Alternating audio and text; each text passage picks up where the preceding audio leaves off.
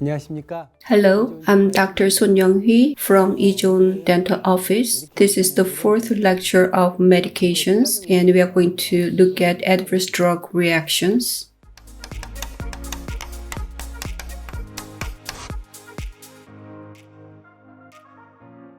Drugs have mechanism and they work, but always are accompanied with undesired adverse effects. So it is important to know how to manage such adverse effects.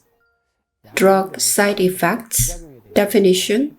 A side effect is an undesirable secondary effect that occurs in addition to the desired therapeutic effect of a drug. Usually they have risks. They are called side effects. But if you look into them, there are many different types. Side effects are all those unwanted or unintended effects when medication is administered according to normal dosing. When we say side effects, they usually refer to adverse drug reactions, ADR in short. Adverse drug reactions are unintended reactions with the risks during normal administration or use of a drug, and it cannot be ruled out it is caused by the drug. These are what we usually call side effects, which is too broad. So specifically, adverse drug reaction is more accurate. Next, adverse events, which are undesirable and unintended signs or diseases that occur during the use of a drug, and the causality doesn't have to be established. These are the events that occur during the use of a drug. If you look at the scope of the meaning, side effects have the broadest scope, followed by adverse events, and the adverse drug reactions are a subset of adverse events. Adverse drug reactions are reactions that are adverse and related to the use of a drug. What about ADRs in Korea? How are they classified? The first ADR type is NSAIDs, which is the most frequent one, followed by anti-cancer drugs, antibiotics, contrast media, and pseudo-opioids. So ADRs from NSAIDs is the biggest. NSAIDs are routinely used, and we need to look at ADR in terms of NSAIDs, followed by antibiotics. This is a pharmacological classification of adverse drug reactions. Type A is predictable adverse reactions, overdose, side effects, drug-drug interaction, secondary or indirect effects. So predictable reactions. Type B, unpredictable reactions, intolerance, idiosyncratic reactions, hypersensitivity, and pseudo-allergic reactions. When adverse drug reactions happen, how can we determine them? They're based on causality, incidence rate, and maximum strength. For causality determination of ADR, certain the reaction followed a reasonable temporal sequence after a drug is administered, could not be explained by other drugs or diseases, showed a reasonable response on withdrawing the drug, was confirmed and reappeared on re-exposure when necessary phenomenally and pharmacologically. Probable, likely. Possible, unlikely, unclassified. So the causality, the relation to the drug is determined using this chart.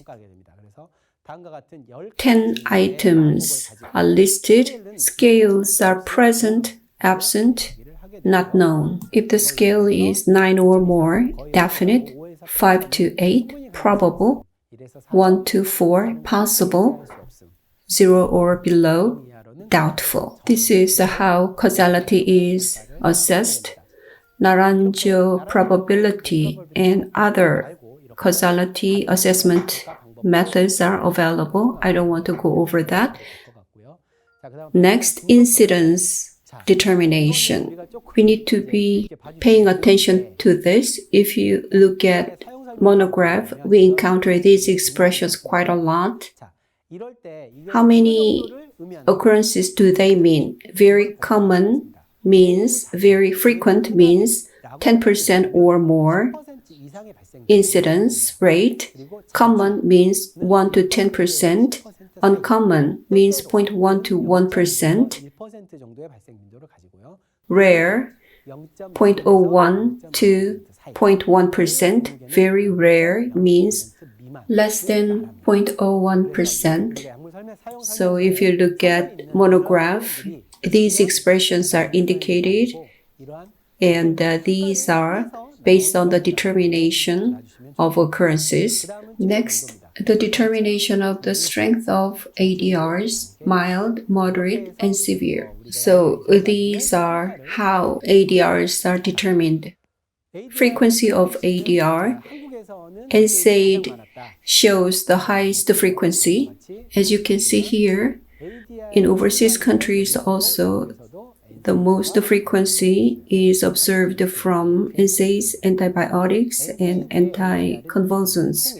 20% of ADRs are from NSAIDs and 13% from antibiotics. Symptoms. The most frequent symptom is skin lesions, followed by GI trouble. Let's look at ADR of antibiotics. Shock, hypersensitivity, GI trouble, hematologic problem, CNS problem, etc. Amoxicillin shows the highest frequent ADRs, followed by cephalosporin, generation 1, 2, and 3. Shock, hypersensitivity, GI trouble happen quite frequently, and the rest happen rarely.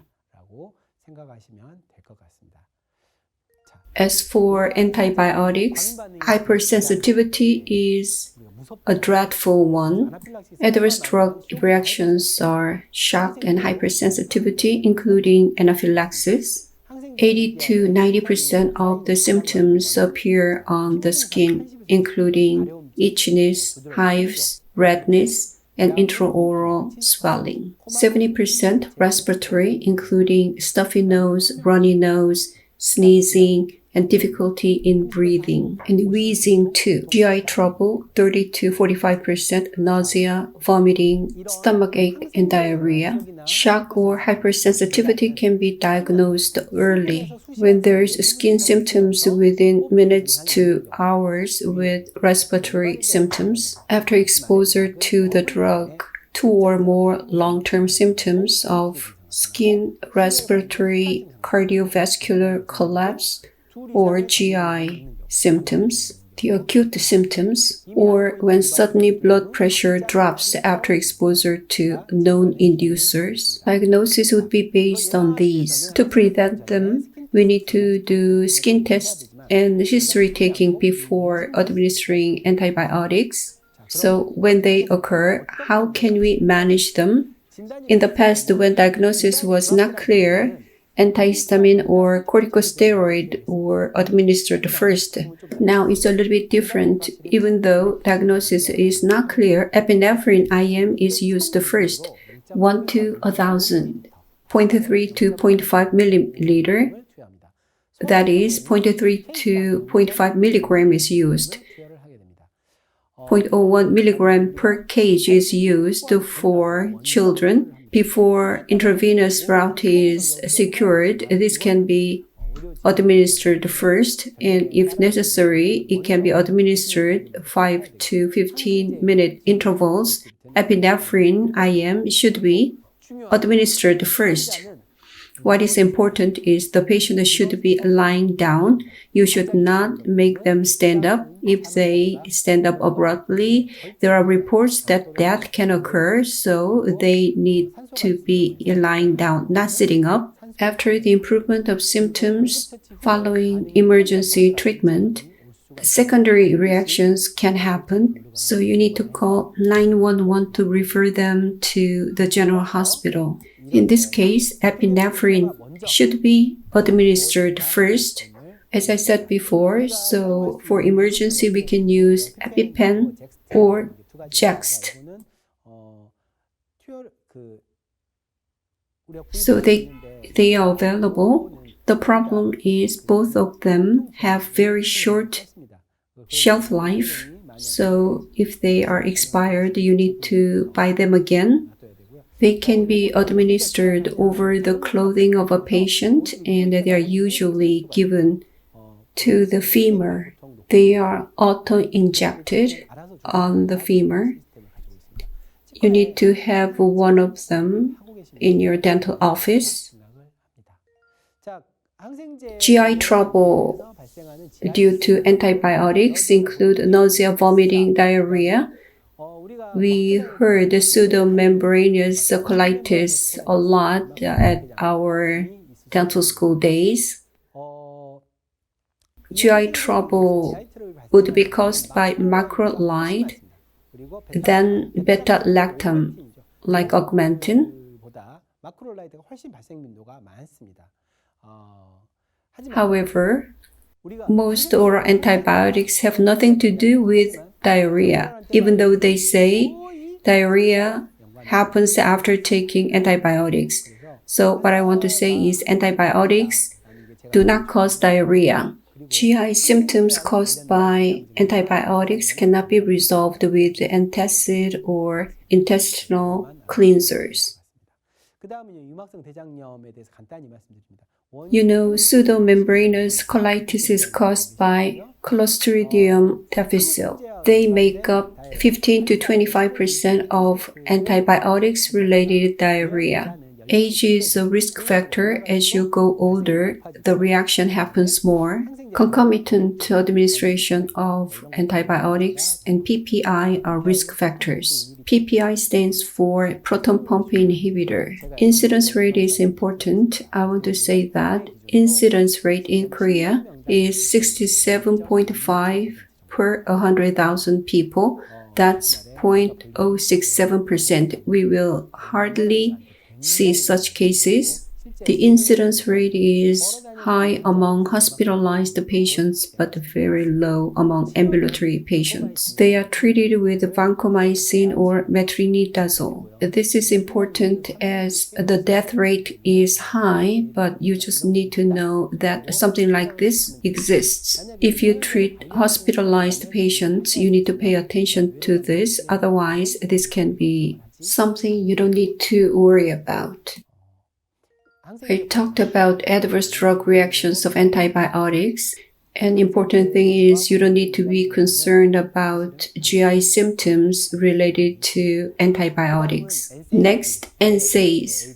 ADR of NSAIDs. This is important. There are many adverse reactions we experience. I said NSAID is aspirin-like drugs. There are so many different types. Adverse drug reactions of NSAIDs are so many: GI, hepatic, renal, hematologic, cutaneous, respiratory, and CNS. But as I said before, these are from inhibition of COX-1. The most frequently occurring one would be GI trouble, like indigestion, gastroesophageal reflux, erosion, hepatic ulcer, GI hemorrhage, and perforation. These can be critical. The most frequent ADRs of NSAIDs: abdominal pain, heartburn, sense of distension, indigestion, those make up 40%. GI bleeding, perforation, occlusion make up 1 to 1.5%. The rate is low, but when it occurs, the problem can be critical. Today, not only dental offices but other medical departments use NSAIDs quite a lot, so people are on long-term use of NSAIDs, increasing ADRs. So these are the risk factors: age, 60 or over, especially over 70. The incidence would go up. history of peptic ulcer and or GI bleeding, high-dose NSAID, multiple NSAIDs, concomitant antiplatelet agent, concomitant steroids. GI trouble possibility would go up quite high, and the methicillin, ketorolac have extremely high ADRs, followed by naproxen, diclofenac, piroxicam, meloxicam, and ibuprofen in that order. So if you want NSAID that is safe, you need to go toward ibuprofen, but it has short half-life, so it should be taken frequently, as I said before. Management of ADRs, we need to assess patients based on these three risk factors: history of a previous GI ulcer, advanced age, and high dose of NSAID therapy, concurrent use of aspirin, corticosteroids, and anticoagulants. Risk factors are identified based on this. High risk, history of previous ulcer, moderate risk, 1 or 2 risk factors, low risk, no risk factors listed below. If NSAID causes ADR, to manage them, we need to think about whether we can suspend the use of NSAID. If the answer is yes, that should be suspended. Proton pump inhibitor, H2 antihistamine or misoprostol can be prescribed. If the answer is no, misoprostol can be prescribed, but PPI should be prescribed at the same time with the NSAID. If NSAID can be suspended, PPI and others can be prescribed. If NSAID cannot be suspended, PPI should be prescribed. ADR, prevention of ADR of NSAIDs. First choice is suspension of NSAID. NSAIDs should not be given, and patients need to be evaluated. If the patient has a high risk, no NSAIDs, celecoxib, rofecoxib, COX-2 inhibitor plus misoprostol or PPI can be used. For moderate risk, COX-2 inhibitor should be given, or NSAIDs plus misoprostol or PPI. For low risk, no prevention is required in prescribing NSAIDs. So when problems occur, we need to think about whether to suspend the drug or change the drug.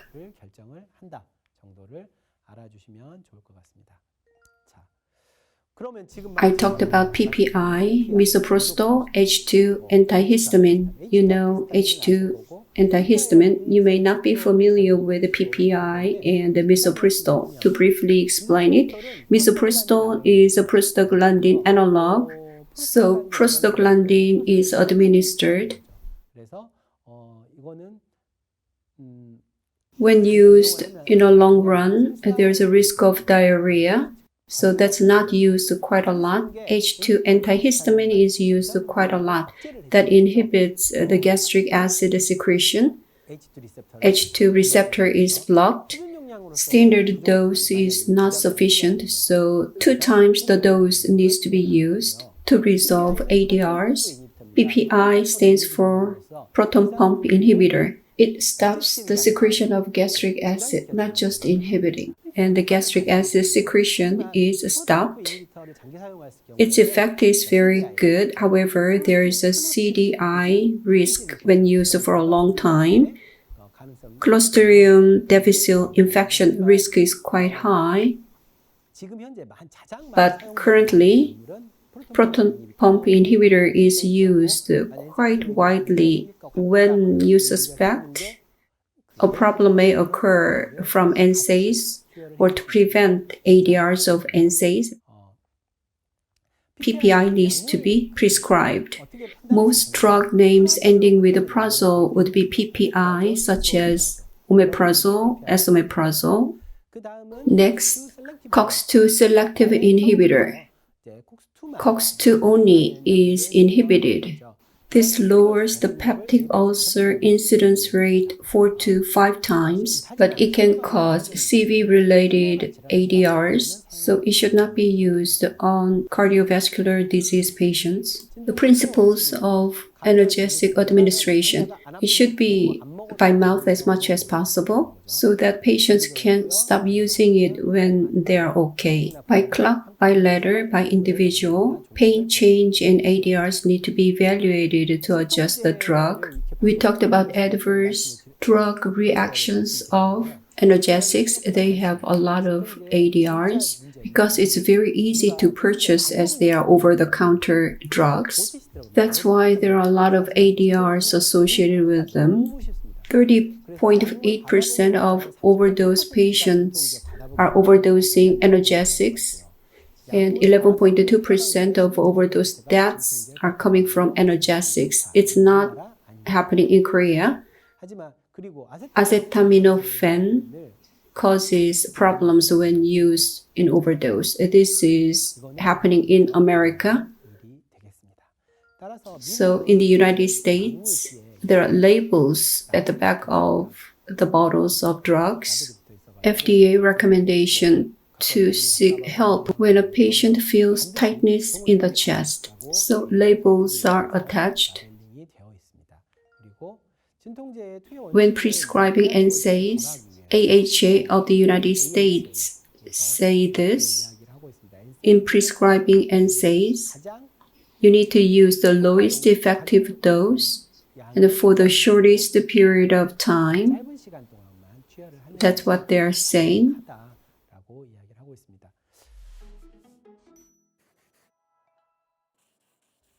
I've talked about adverse drug reactions. All drugs have such reactions. I talked about ADRs of NSAIDs and antibiotics. Most of the adverse drug effects are from NSAIDs.